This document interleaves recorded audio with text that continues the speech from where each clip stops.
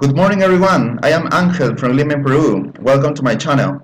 I want to show you this book, The Last Days of the Incas, written by American author, documentary filmmaker, anthropologist and conservationist King MacQuarrie in 2007. This Spanish edition was published by Inkaterra Perú, an organization devoted to tourism in 2013. In 552 pages, this is an account of not one but two epics: the invasion, conquest, and destruction of the Inca Empire, starting in 1532 and lasting for decades, and the search for Vilcabamba, La Vieja, the capital of the rebels who left Cusco and went into the forest, resisting until 1572. With 17 chapters, an epilogue, a number of maps, many notes, and a vast list of primary and secondary sources, this non-fiction book is an academic one indeed, but its prose is so full of emotion and drama, without affecting its professionalism, of course, that at times I feel as if I was living in that tragic, violent sequence of events that convulsed the Inca civilization. He starts by mentioning the current consequences and features of such collisions: fair-skinned Peruvians in a privileged position and dark-skinned ones at disadvantage, buildings, foods, etc. He starts by, well, unlike Mexico, there are only three indigenous chronicles, and those written by the Spaniards tend to minimize the help of African and Central American slaves, thus perpetuating the myth of the 100 conquistadors against the whole empire. We learned about the life of Hiram Bingham, international recognized as the discoverer of Machu Picchu, though he thought it to be the capital of the Inca rebels, Vilcabamba. How to know whether he was right? The author says it by rereading the 16th.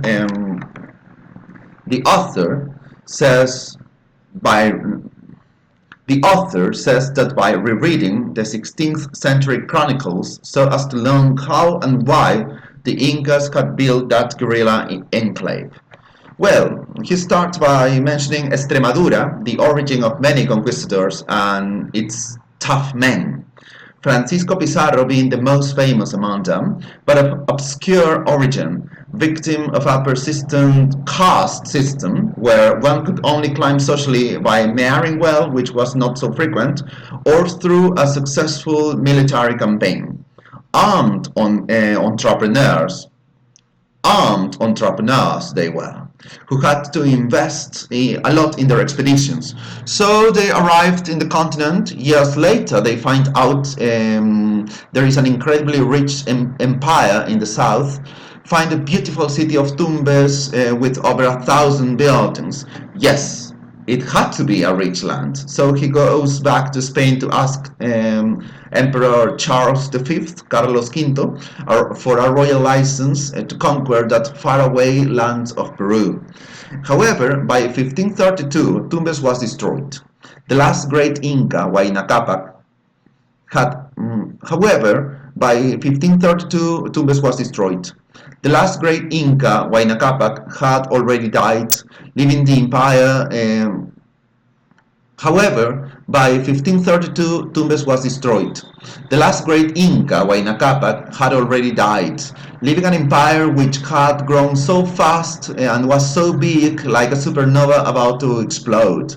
An empire led by an ethnic group, the Inca, who had never or which had never been more than 100,000 members. That's on page 61. I am really surprised by it. Soon after his death, his two sons, or two of his many sons, Huáscar and Atahualpa, fought to death, the latter defeating the former, but not for too long, as the Spanish conquistadors intervened, captured proud and powerful Atahualpa, who offered them a room full of gold, but was executed anyway. Knowing an empire, defeated or not, neither a ruler, powerful or powerless, the Spaniards crowned Tupac Hualpa as the new Inca, the Inca puppet, who died just 2 months later. At last, they arrived in the once proud and still rather effulgent city of Cusco in November 1533, approximately 1 year after capturing Atahualpa in Cajamarca.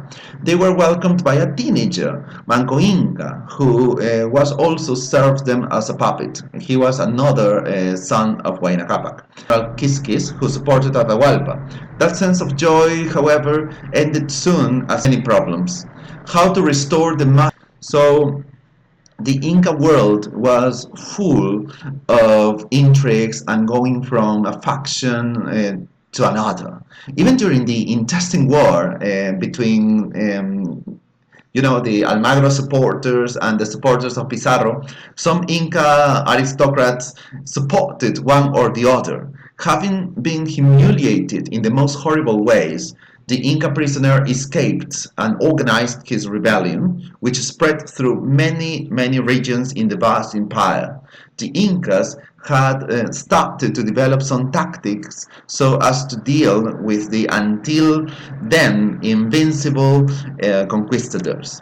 One general stood out, Quiso Yupanqui. He defeated the Spaniards not one but many times between Cusco and the recently founded city of Lima, but there were some terrible mistakes that the Incas committed.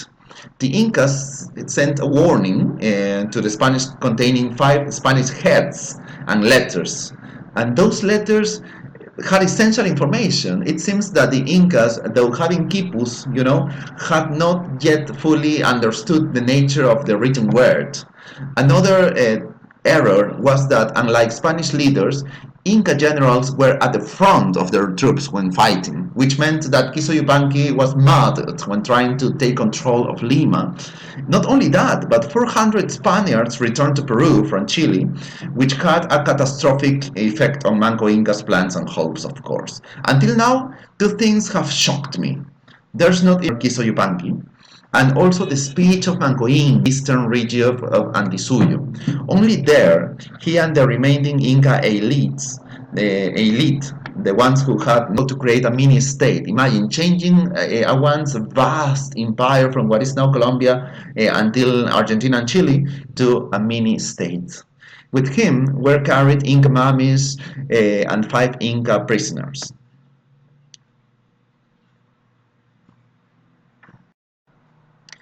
Bitcos, Big's figure has come to our days as one of capturing Manco's son, Titu Cusi. A new city had to be the capital, and that was Vilcabamba, the central sector of the city of Vilcabamba, which was going to be the second and last capital of the rebel kingdom. Which was going to be the second and last capital of the rebel kingdom. Well, let's continue.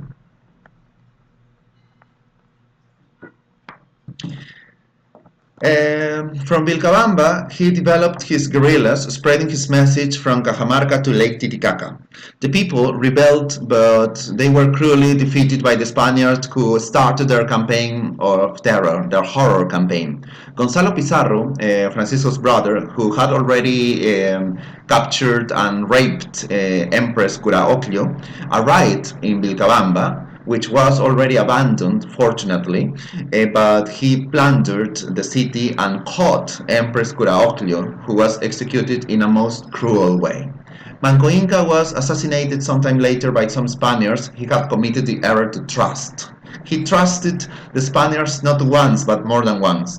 In 1560, after 12 years of regents governing in the name of Sairi Tupac, Manco's son, another son of Manco was crowned Inca of Vilcabamba, Titu Cusi, who immediately restarted the guerrillas. He died, and his brother, Tupac Amaru, became the last Inca rebel, being captured and executed in the square of Cusco in 1572 during the government of Viceroy Toledo. With him dying the almost non-existent hope to restore the empire.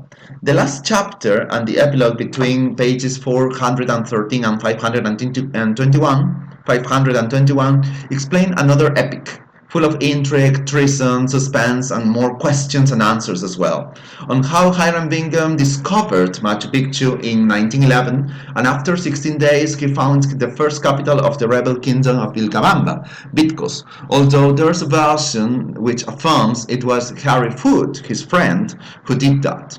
The latter would never be considered in his contribution, which is certainly unfair to say the least.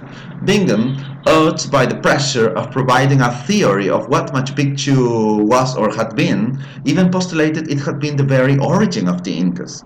Some decades later, in 1957, another American explorer, Jean Savoy, came to Peru and suspected Bingham was wrong. He decided it was Espiritu Pampa, the site which Bingham had regarded as too rustic to be Vilcabamba, to be the second and last capital of the rebel kingdom. He went through family problems, he started a religious movement, etc., and isolated himself from his past life as an explorer in Peru until an American couple went to find him in person, Vincent and Nancy Lee. Again, treason appears in a way that might well have appeared in a thriller. Savoy was about to publish a book including photos, maps, and illustrations made by Mr. Lee that Mr. Lee had sent Savoy, and imagine that he was going to be excluded